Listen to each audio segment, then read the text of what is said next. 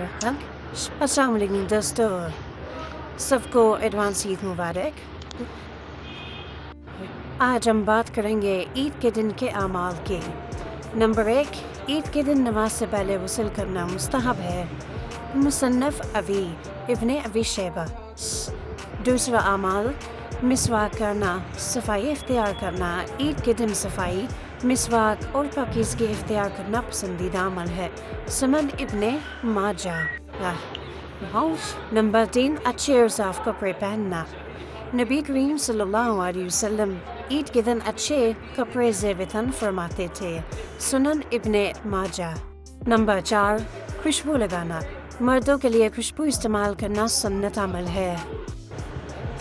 Number 5، تکبیرات تشریق پڑھنا۔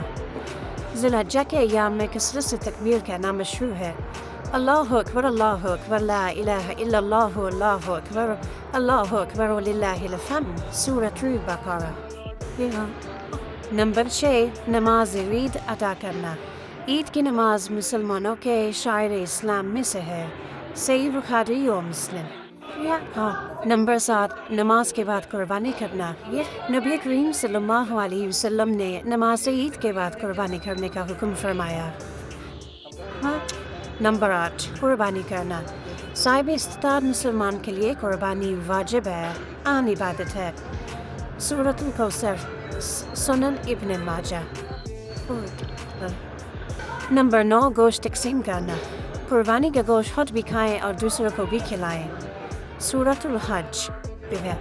Number 10، دعا، ذکر اور صلہ رحمی۔ عید کے دن اللہ کا ذکر، دعا اور رشتہ داروں سے حسن سلوک کرنا باعث اجر و ثواب ہے۔ صحیح مسلم۔